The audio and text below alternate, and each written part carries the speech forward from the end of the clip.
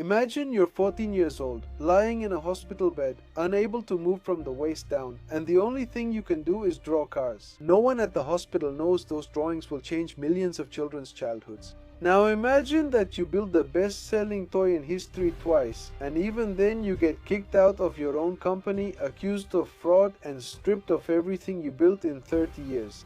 On the other hand, you're young, a designer at the peak of success, but you're diagnosed with stage 4 cancer. But instead of stopping work, you decide it's better to keep designing toys inside the hospital. Because you can't imagine stopping, that's just not who you are. Now imagine that you draw a car that doesn't exist anywhere in the world, and 20 years later, they actually build it because someone couldn't resist when they saw it. 4 lives, 4 stories that no one ever told you when you bought this little car. 4 people who gave their all for what you have in your hands today. Behind every Hot Wheels there are stories too big for a blister pack. I'm Tony Alba and this is Custom Mexico. After watching this video, you'll never see scale cars the same way again.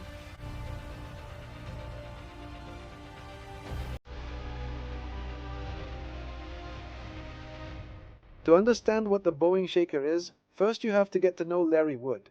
Larry grew up in a small town in the state of Connecticut, in the northwest of the United States. As a child, he would sit by the roadside with his friends, and all he did was watch the cars from the 50s go by. The tail fins, the chrome, the colors that shone differently depending on the afternoon light. At that moment, Larry made a decision. He was going to design cars when he grew up. Years later, his dad, who was a football coach at the university, confiscated a hot rod magazine from one of the players during practice. The player was looking at pictures of cars instead of paying attention.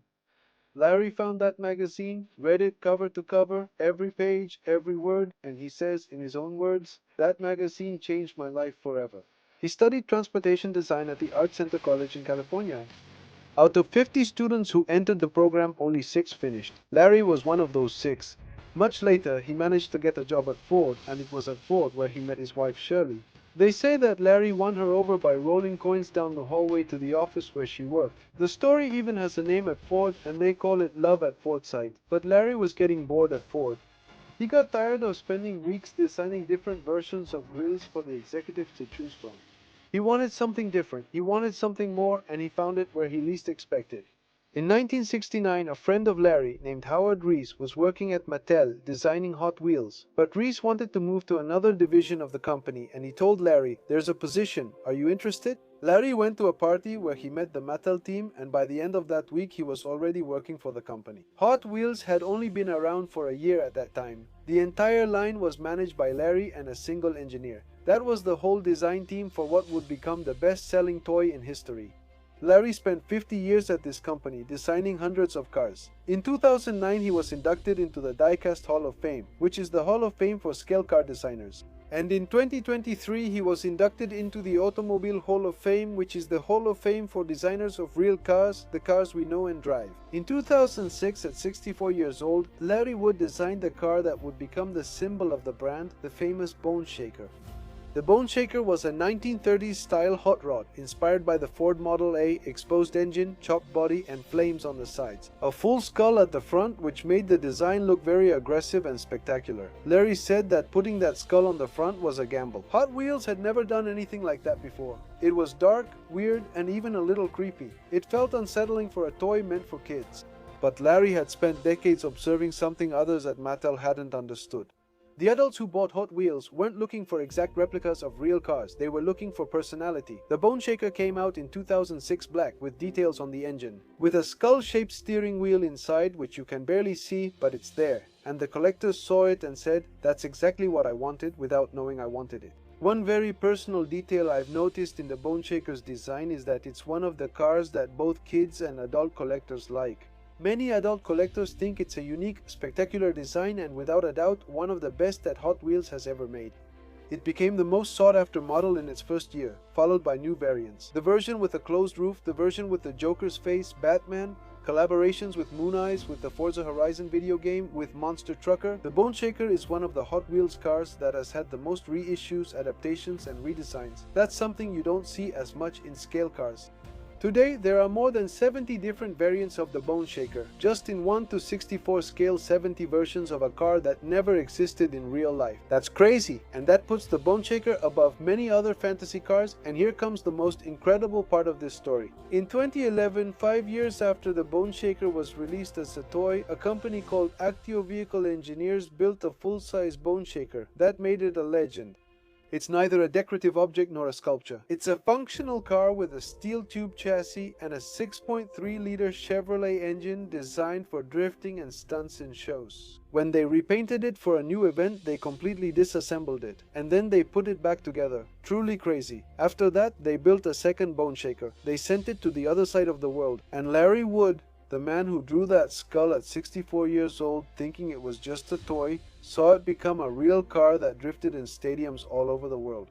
There were people all around the world wanting to see a full-size Boneshaker, something we had here in Mexico, and it was truly crazy. I had the chance to see it in person, and believe me, it's a gem. The Boneshaker became so big that today it's the official trophy of the Hot Wheels Legends Tour, the competition where Mattel looks for real cars to turn them into die-casts and make them legends. The prize that the winner receives is a special edition Golden Boneshaker, a toy that became real and today is the official symbol and the greatest prize that Mattel can give. And it all started because Larry Wood was bored of working at Ford and wanted to do bigger things, or maybe smaller things.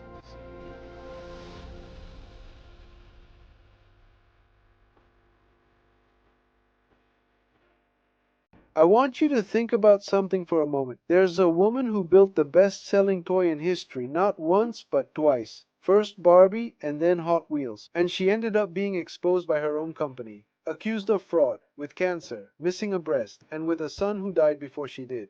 We're talking about Ruth Habler. Ruth was born in 1916 in Denver, Colorado.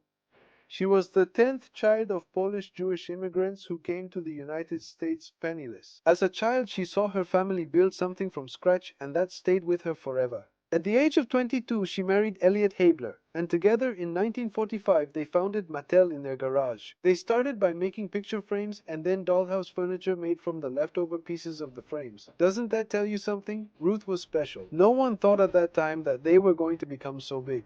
In 1959, Ruth launched Barbie, based on her daughter Barbara, a doll with an adult body. In a world where all the dolls were babies, the executives at Mattel told her it wouldn't work, that parents would never buy her toys for their daughters. Ruth ignored them. Barbie became the best-selling toy in the world. 9 years later, in 1968, Hot Wheels arrived. The idea was Elliot's, but Ruth was the one running the company. And many say she was the real designer and the one who pushed it forward. But at that time, seeing a woman designing cars was unthinkable. It was impossible. The one making the decisions was Ruth. The one who had turned a garage into the second largest toy company on the planet, only behind Lego, was Ruth. And then came 1970. That year, Ruth found a lump in her breast. It was breast cancer. They had to remove her entire breast. A radical mastectomy at a time when that wasn't made public. When women faced it alone and in silence, without anyone telling them how to move forward with their bodies after that. Ruth survived the operation, but while she was recovering, while she was away from the company fighting for her life, something was happening inside Mattel that she didn't know about. In 1974, it came to light that several Mattel executives had falsified the company's financial reports. They inflated sales, they lied to investors, to the stock exchange, to the government. Ruth didn't do it, but as president, she was held responsible and fired from her own company, the company she had founded in her garage 30 years earlier. In 1978, she was formally charged with fraud and falsification of reports before the Securities and Exchange Commission, the agency that regulates the markets in the United States. She fought for a long time without admitting her guilt. She was fined $57,000, and she was sentenced to 2,500 hours of community service. I ask you, what would you have done? Would you have been able to go on? Most people would have given up, but Ruth didn't. After the cancer, after the mastectomy, after losing the company, because once all the scandal was over, the executives and partners took her position away, and she had to leave Mattel. Ruth wasn't going to just accept it. She saw something that no one else was seeing at the time, that women who had gone through the same thing as her had nowhere to go. The breast prostheses that existed at that time were hard, artificial, uncomfortable. They didn't look real. At that moment, Ruth gathered a team of 8 women. Most of them were breast cancer survivors like her. And they created a prosthesis that they called Nearly Me. Almost me. She herself would go to the department stores where her product was sold. She would take off her blouse in front of the saleswomen to show them that you couldn't see or feel the difference between a real breast and the prosthesis she made. She said that what she did to sell the product was her act of stripping down, her act of liberation. One of her most notable clients was First Lady Betty Ford. Can you imagine losing everything? Selling a product completely different from what you used to sell and having your client be the First Lady of the United States? Ruth Harlett died in 2002. She was 85 years old, the woman who created Barbie. The woman who created and was behind Hot Wheels. She faced cancer, she was accused of fraud, and then she got back up and built something completely different. She helped thousands of women and never returned to Mattel or regained what was taken from her. Yet something remains hers. Every time a child grabs a Hot Wheels off the shelf, they're touching something that was built in Ruth's garage, and no one can erase that. Harry Bradley was born in 1939 in Boston. At 14 years old, he contracted polio. Polio paralyzed him from the waist down. He spent 6 months hospitalized at Boston Children's Hospital. He learned to live with that condition. And what Harry did in bed at his worst moment was draw cars. He didn't stop doing it for a single day. When he left the hospital, he kept drawing. And that habit he developed while bedridden. It became the craft that years later would change the history of the world's best-selling toy. Harry studied design. He joined General Motors. He joined the Stanford Scholarship Program in 1966. Mattel hired him to create a line of toy cars. Hot Wheels didn't even have a name yet when Harry started working. In 1968, Harry designed 15 of the first 16 that came out, the first Sweet 16. And among those 16, there was one that wasn't a replica of anything, it was completely original. I'm talking about the Diora. The Diora is not a normal car, it's a Dodge truck, completely rebuilt, with the front end cut off and redesigned so that the hood is practically non-existent. To get into the Diora, you don't open the door, you lift the entire windshield, and you enter through the front of the vehicle. Harry designed it in 1964 while he was studying in California. He commissioned it from the Alexander brothers in Detroit, who were the most recognized customizers of the time. They finished it in 1966. 2 years later, in 1967, the Diora won the Riddler Award at the Detroit Autorama. The Riddler was the biggest and most important award in the world of custom cars. It was the equivalent of the Oscars but for modified cars, in the custom car world. And that same year, Harry used that design. His design, the one that had won the biggest award in his industry, was used as one of the first cars they released for Hot Wheels. The Hot Wheels Diora came out in 1968. Kids didn't know it was a real car, they didn't care. It was weird, it was futuristic, it was completely different from anything else on the market, but there's something almost nobody mentions about this story. Bradley worked at Mattel from October 1966 to June 1967, less than a year. He designed 15 cars for the first Hot Wheels release and then left. Without waiting to see if Hot Wheels would work or not, without wanting to see what was coming, he just didn't think it was something important. Hot Wheels hit the market in 1968. In its first year, it sold more than 50 million cars. It was the best-selling toy of the year. It dethroned Matchbox, which had been the absolute king of diecast. What Matchbox had built over decades, Hot Wheels did in just a matter of months. And Harry watched it from the outside. He kept working in design. He kept gaining recognition. In 2012, he was inducted into the Diecast Hall of Fame. And there's an interview where someone directly asks him if he regrets leaving Mattel so soon. And he answers yes. Harry Bradley died on May 13, 2023. He was 83 years old. The man who learned to draw cars from a hospital bed, who won the Red Howard, who designed the first Hot Wheels in less than a year, died knowing that what he created in such a short time changed the childhood of generations around the world. The Diora is still being produced today in different versions. It's still being released as a Hot Wheels car 56 years after its first release. Bradley's story leaves me with a very strong personal lesson. While it's true that Harry succeeded in many other things, I think sometimes you just have to take leaps of faith. You have to think that something small can become something very big.